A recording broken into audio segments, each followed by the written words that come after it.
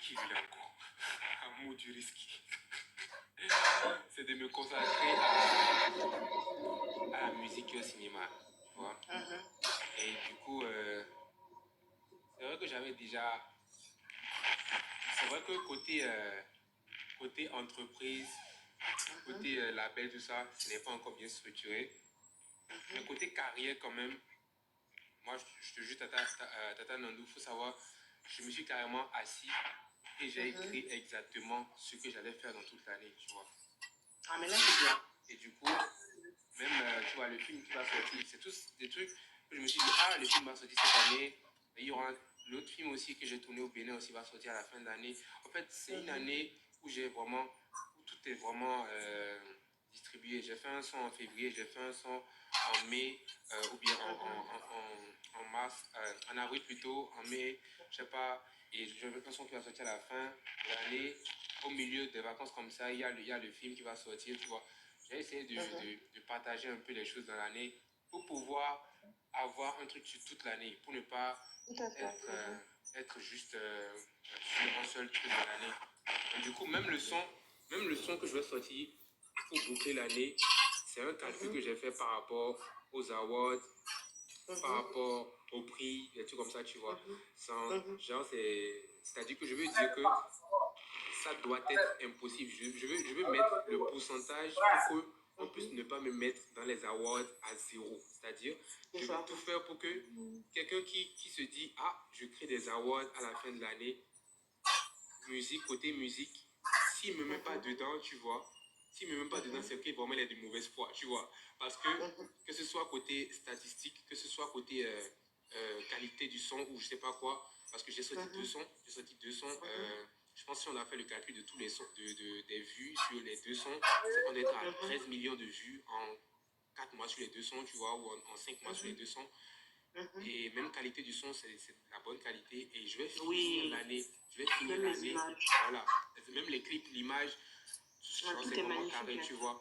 Et à la fin de l'année, je veux boucler l'année avec encore un feat, avec un artiste vraiment qui a du charisme encore. C'est-à-dire que le son de la fin d'année, non seulement vous serez surpris par le style de musique, c'est toujours moi, le même style, mais il y a des petits piments dedans. Des petits piments dedans encore. Et en plus, c'est un feat avec un artiste encore.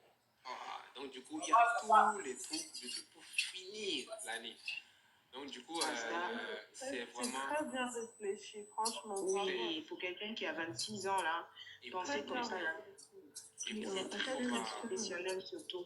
Non, le clip, vraiment, je vais prendre mon temps. Octobre est le mois idéal. Tu as tout trouvé, ma shop. Merci beaucoup. Tu as tout trouvé. C'est le mois. Octobre, c'est le mois idéal. Et le clip, il va sortir vraiment. Moi, je vais faire vraiment un très beau clip. Moi, les gens doivent te prendre au sérieux. Hein. Ils doivent te prendre au sérieux parce que j'ai comme l'impression qu'ils se disent, oh, c'est un jeune comme ça et tout. Mais alors que tout ce que tu fais, c'est planifié, c'est calculé, c'est réfléchi. Hein. Oui, mais les gens n'ont pas compris. Moi, je le dis tout le temps. Est-ce que tu vas participer au Prémood? Non, mais vraiment, c'est eux qui vont me sélectionner. S'ils me sélectionnent, moi, je ne vais pas refuser. Parce que là, S'ils me sélectionnent, je ne vais pas refuser. Je pense que le clip peut faire le meilleur clip de l'année.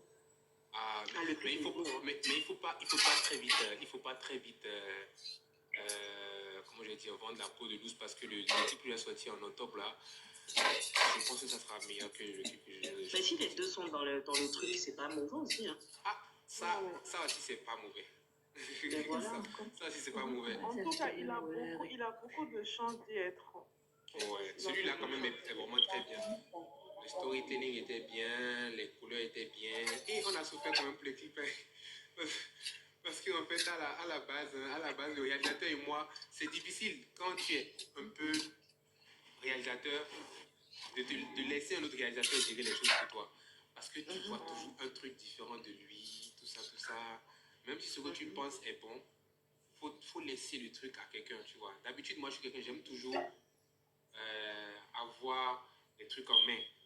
Mais cette fois-ci, je lui ai dit, laisse. Je lui ai dit, je te laisse ça. Je te laisse ça. Et il me dit, ok, on fait ça. Je lui ai dit, ok, ça serait bien qu'on fasse ça aussi. Il a dit, oui, c'est vrai. Et puis on parlait un peu, on communiquait. Donc du coup, c'est ça qui a fait que on a eu ce résultat-là. Et vraiment, c'était bien. Parce que j'ai fait beaucoup de concessions. Beaucoup de concessions parce que d'habitude, j'aime trop avoir les trucs en contrôle quand je fais des productions. Même le truc de ça va péter, c'est moi qui ai vraiment fixé les trucs et tout. Le Real, il est venu pour me donner quelques trucs et tout, suggestions. Mais j'ai vu qu'en fait, c'est mieux de laisser le Real faire des trucs comme ça. Et là, j'ai envie de... Et surtout le dernier projet, là, j'ai envie de ramener des trucs vraiment qu'on n'a pas l'habitude de voir en fait chez nous en Afrique. Ça peut le faire encore. Surtout à ton jeune âge, à 26 ans, tu as réalisé un clip vraiment où tu as respecté les normes, les valeurs. C'est surtout ça qui est plaisant en fait. Tu vois, il y a zéro. Vraiment, oui. Dans le clip, il n'y a rien de déplacé en fait. Rien. Vraiment. Mais tu vois, par exemple, c'est ce que je disais la fois dernière. Il y a un truc, par exemple, un petit débat que j'avais avec une dame là, avec une féministe. Et puis je disais en fait, c'est un truc que j'ai appris à l'école. C'est-à-dire, j'ai appris ça à l'école du genre, il n'y a pas d'image gratuite. C'est-à-dire, quand tu fais un projet, ton projet doit ressembler, l'image doit ressembler au projet. L'image doit ressembler au projet. Quand je chante un son, par exemple où je dis par exemple, je fais je ne t'aime plus, je veux te manger, tu vois. Genre, tu comprends déjà le son. C'est-à-dire, tu sais déjà, ah, il a dit, ah, je vais te manger. Le clip, c'est quoi? Genre, j'ai fait une femme, par exemple, qui est sur une table et qui représentait, ah, c'est ma go, c'est ma femme, je veux la manger. Elle dit que je veux la manger et j'ai même mis des fruits, tout ça sur elle. Les gens pensaient qu'elle était nue. En temps, elle avait un body au fait et on a mis les fruits exprès. C'est-à-dire que tout ce que je fais, je ne le fais pas par hasard. On a mis les fruits. Elle était en maillot, non? Elle était en body, voilà, elle était en body. C'était un body, papa. Ouais, body. Et du coup, elle voulait porter bikini, ça, elle dit non, c'est mieux body, comme ça c'est plus couvert. Ouais. Donc du coup, on a mis les fruits exactement là où il y avait le body là. Exactement, on a mis ça exactement. Et j'ai fait exprès de prendre la vue du haut, qu'on voit en fait, et qu'on pense en fait qu'elle est nue. Et j'ai mis ça sur mon Facebook. Et les gens disent, oh, mais Axel, surtout la première, puisque le truc est en première, je voulais mettre le clip en première du genre. Quand tu viens dire, tombe sur la première, parce que la première c'est du genre, c'est programmé. C'est programmé, du coup, tu vois la vidéo, mais tu ne peux pas la lire tant que le jour n'est pas venu. Donc, du coup, ils ont commencé à dire, ah, la miniature, la fille, elle est nue, tout ça, tout ça. Dans le clip, ils ont vu que la fille s'est levée et qu'en fait, les fruits sont tombés, qu'elle était en body.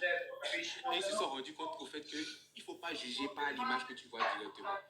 Et en fait, si je fais ça fait, voilà, sur Insta, même ils ont dit, ouais, c'est genre, comment est-ce que tu as. Les féministes ont parlé fort. Maintenant, quand ils ont vu le clip, elles se sont tuées. Et moi, c'est ce que j'ai appris à l'école.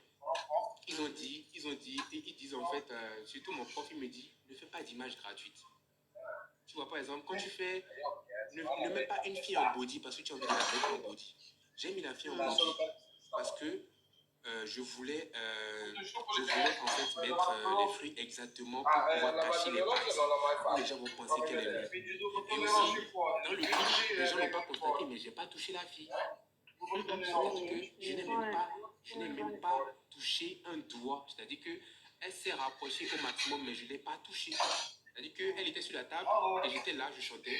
Je ne l'ai pas touchée parce que moi, je suis quelqu'un, je peux faire tout ce que j'ai à faire dans les trucs là, mais je ne veux pas faire des trucs trop sexuels, ça, non. Je sais, en fait, je connais mes limites. Donc, je ne l'ai même pas touché dans le clip. Les gens vont se dire, mais il y a une fille en maillot devant toi, pourquoi tu ne la touches pas? Parce que je n'ai pas envie de la toucher, c'est pas. Et je voulais ramener aussi un truc très intéressant du genre. Ce n'est pas parce que tu vois une fille qui est habillée ou bien à moitié que tu vas la toucher. En fait, il y a beaucoup de messages dans mes trucs. Il y avait un message derrière ça. Il y a beaucoup de messages que les gens ne captent pas dans mes trucs.